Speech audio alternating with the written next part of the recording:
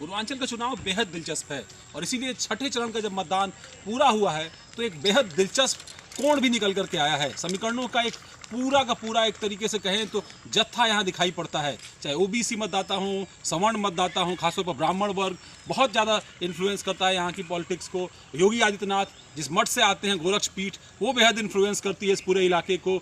योगी आदित्यनाथ इस बार विधानसभा का चुनाव लड़ रहे हैं, बहुत लंबे समय बाद होगा, करीब 3 दशकों बाद ऐसा होगा जब गोरक्ष पीठ से कोई जो है विधानसभा का चुनाव लड़ा। इससे पहले उनके गुरु अवैधनाथ जो है विधानसभा में उम्मीदवार हुआ करते थे, मानी राम से वो विधायक चुने गए थे। इस बार गोरखपुर सदर सीट से जो है योगी आदित्यनाथ उम्मीदवार हैं। शलभमणि त्रिपाठी मुख्यमंत्री के मीडिया सलाहकार जिनसे हमने इंडिया हेड पर बातचीत भी की है, वो उम्मीदवार है देवरिया सदर से। वो लगातार चुनावी जो है लगातार चर्चा में थे। इसी तरीके से अगर आप देखें बलिया में राम गोविंद चौधरी बास सीट से नेता प्रतिपक्ष हैं, वो उम्मीदवार हैं। दयाशंकर सिंह बलिया सदर की सीट से, जहां नारद राय से उनका बेहद कड़ा मुकाबला है, पूर्व मंत्री है नारद राय। ऐसे बहुत सारी ऐसी चुनावी शख्सियत हैं। उमाशंकर सिंह विधानमंडल दल के नेता, बहुजन समाज पार्टी के, वो रसड़ा सीट से लगातार निर्वाचित होते आए हैं, वो उम्मीदवार हैं। तो बहुत सारे ऐसे लोग जो इस चुनाव में अपना भाग्य आजमा रहे हैं। इसलिए भी महत्वपूर्ण है कि एक तरफ 7वें चरण का प्रचार अभियान चल रहा था, जहां ममता बनर्जी, अखिलेश यादव या प्रधानमंत्री नरेंद्र मोदी, योगी आदित्यनाथ अपने भाषण दे रहे थे, मायावती अपने भाषण दे रहे थे, प्रियंका गांधी कबीर मठ से लगातार संदेश देने की कोशिश कर रही थी,